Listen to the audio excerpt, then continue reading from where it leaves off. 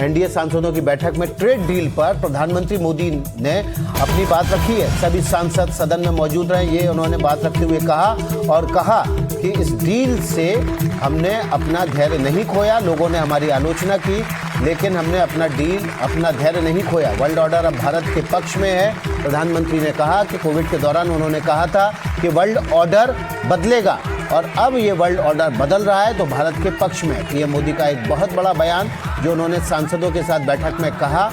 मैंने कहा था वर्ल्ड ऑर्डर बदले। देखना होगा प्रधानमंत्री के भाषण की ये एक लाइन अपने आप में बहुत महत्वपूर्ण है, क्योंकि इसका विश्लेषण सिर्फ देश में नहीं होगा, ये इंटरनेशनली बहुत मायने रखता है। उनका ये कहना कि वर्ल्ड ऑर्डर अब भारत के पक्ष में है और हमने पहले ही कहा था कि ये वर्ल्ड ऑर्डर बदलेगा, क्योंकि भारत ने पिछले 7-8 महीनों में अंतर्राष्ट्रीय स्तर पर जिन चुनौतियों का सामना किया है, जो डायनामिक्स देखे हैं, उन सबके बीच एक स्थित प्रज्ञ जैसी स्थिति को बनाए रखना ये एक चुनौतीपूर्ण टास्क था। और इन सबसे अलग मोदी कह रहे हैं ना कि वर्ल्ड ऑर्डर बदलेगा, तो भारत के पक्ष में से भारत ही उस वर्ल्ड ऑर्डर का केंद्र हो, इस तरफ ले जाने की बात है। प्रधानमंत्री मोदी अपनी डिप्लोमेसी के जरिए, अपने नेतृत्व के जरिए और दुनिया भर के तमाम देशों के नेतृत्व के जरिए वर्ल्ड ऑर्डर भारत के पक्ष में नहीं बल्कि वर्ल्ड ऑर्डर का केंद्र जो है वो भारत को बनाना चाहते हैं। ये मंशा है उसके पर जो मौजूदा शक्तियां हैं, चाहे एक तरफ अमेरिका है, दूसरी तरफ आप रूस को देख रहे हैं, फिर चाइना है,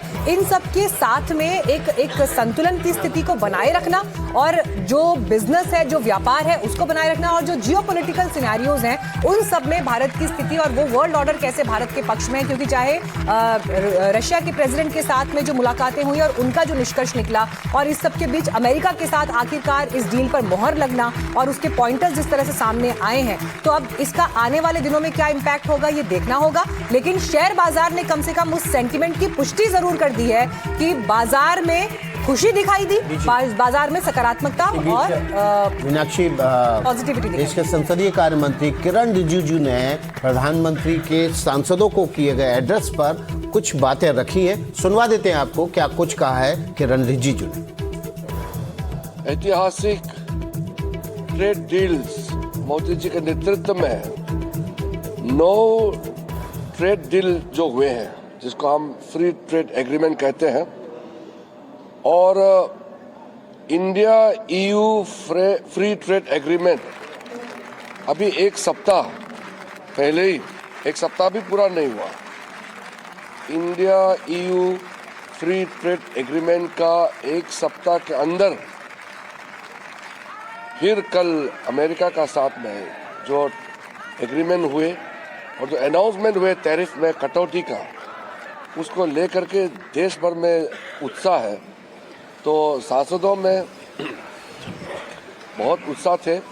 आज एनडीए पार्लियामेंट्री पार्टी में आदरणीय प्रधानमंत्री नरेंद्र मोदी जी को अभिनंदन किया और उनका मार्गदर्शन में जो ऐतिहासिक ट्रेड डील्स हासिल किए हैं उसके लिए बधाई भी दी है। टोटल 39 देश, 39 देशों के साथ फ्री ट्रेड एग्रीमेंट हो गए हैं। ये ऐतिहासिक है और ये 39 कंट्रीज जो है पूरा डेवलप्ड कंट्रीज है, जैसे यूरोपियन यूनियन के जितने कंट्रीज हो या ऑस्ट्रेलिया हो, न्यूजीलैंड हो, यूके हो, तो ये ऐतिहासिक है। पूरा माहौल अच्छा बना है देश में। एक शुभ खबर रात को आधी रात में मिडनाइट में आए, तो आज देशवासियों को भी हमने बधाई दिया है और प्रधानमंत्री जी को अच्छा नेतृत्व के लिए अभिनंदन किया है। प्रधानमंत्री जी ने बहुत अच्छा गाइडेंस दिया है।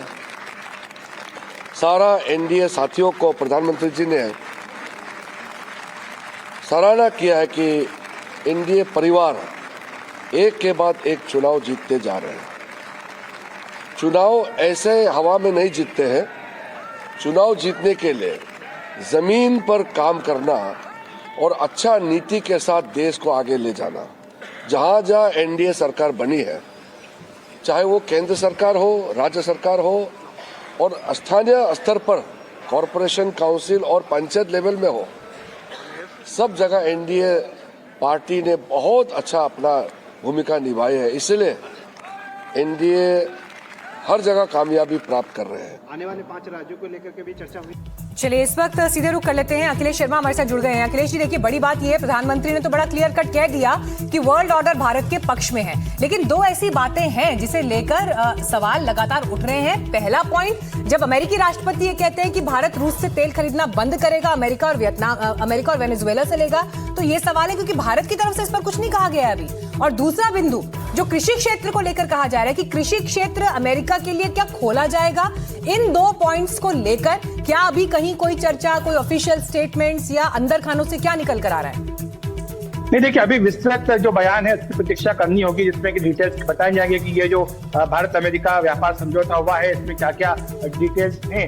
जहां तक कृषि क्षेत्र का सवाल है, कई मौकों पर खुद वाणिज्य मंत्री पीयूष गोयल कह चुके थे कि कृषि क्षेत्र हो, चाहे डेयरी का हो, चाहे फिशरीज का हो, इनमें जो भारतीय हित है उनका ध्यान रखा जाएगा, वो सर्वोपरि रहेंगे। तो जाहिर सी बात है कि भारत ऐसे प्रावधान तो कभी नहीं मानेगा जिससे कि भारत के किसानों के हितों पर प्रतिकूल असर पड़े। पीएम नरेंद्र मोदी ने जो आज अपनी बात कही है वो कई बातें उनकी महत्वपूर्ण है। उसमें न सिर्फ वर्ल्ड ऑर्डर की उन्होंने बात कही, बल्कि उन्होंने ये भी कहा कि कई बार आलोचना की गई थी विपक्ष की ओर से सरकार की, इसके बावजूद हमने अपना धैर्य बनाए रखा और जो धैर्य आखिरकार उसका फल मिला है और ये जो डील है ये हो गई है। इसके साथ ही उन्होंने ये भी कहा कि अब भारत को मैन्युफैक्चरिंग के ऊपर ध्यान देना होगा, हमें जो उत्पाद है उनकी गुणवत्ता पर भी ध्यान देना होगा। उन्होंने एनडीए के सांसदों से कहा कि वो अपने अपने क्षेत्रों में मैन्युफैक्चरिंग को बढ़ावा देने के लिए जो भी कदम उठाए जा सकते हैं उन्हें उठाना चाहिए। साथ ही बजट की भी पीएम मोदी ने काफी प्रशंसा की है और कहा कि बजट की खास बातों को जनता के बीच लेकर के जाना चाहिए, क्योंकि ये जो बजट है ये 2047 तक भारत को विकसित राष्ट्र बनाने के लिए लाया गया। ठीक है अखिलेश साहब बने रहिए हमारे साथ। एक और बड़ी खबर आ रही है, यूएस ट्रेड डील से जुड़ी ये बड़ी खबर है। संसद में बयान दे सकती है सरकार। सूत्रों के हवाले से एक खबर आ रही है, यूएस ट्रेड डील को लेकर सरकार संसद में बयान दे सकती है। ट्रेड डील पर यह बयान होगा सरकार का और इसके जरिए वो देश की संसद को सूचित करेगी कि अमेरिका और इंडिया के बीच एक ट्रेड डील हुई है। और देखिए विकास, अभी अखिलेश भी इसी बात का जिक्र कर रहे थे कि प्रतीक्षा करना होगा कि कुछ डिटेल्स इसकी निकलकर सामने आए और सरकार जब सदन में इसे लेकर बात करेगी तो ये सारे बिंदु जिनको लेकर अभी सवाल उठ रहे हैं, क्या होगा, स्वरूप क्या होगा, इम्प्लीमेंटेशन कैसा होगा, इम्पैक्ट क्या आएगा, उसे लेकर एक बड़ी तस्वीर कम से कम अखिलेश जी सामने आएगी। प्रतीक्षा करना होगा, 12 बजे अब सदन शुरू होगा।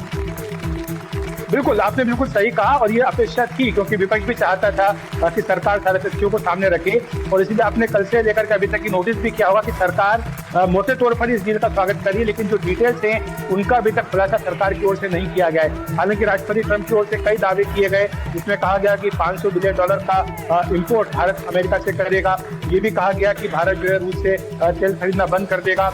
ये भी कहा गया कि 0 ड्यूटी पर वहां से इम्पोर्ट किया जाएगा। ये सारी बातें हैं, लेकिन इसके बावजूद सारे तथ्य हैं उनके बारे में सरकार जानकारी दे सकती है, क्योंकि कल से हम ये बता रहे हैं कि चूंकि बजट सत्र चल रहा है, इससे सरकार चाहेगी कि जो सारे तथ्य उनको पहले संसद में रखा जाए, उसके बाद ही इस बारे में विस्तार से चर्चा हो सके और उसके साथ जो आशंका है विपक्ष की उनको भी दूर करने का प्रयास किया जाएगा। क्योंकि बजट सत्र शुरू होने से पहले भी विपक्ष ने सर्वदलीय बैठक में ये कहा था कि जितने मुख्य समझौते हुए हैं इनके बारे में सरकार को जानकारी देनी चाहिए, चर्चा भी होनी चाहिए। तो माना जाता है कि अगर पहले हिस्से में नहीं तो दूसरे हिस्से में बजट सत्र के इस पर चर्चा भी हो सकती है।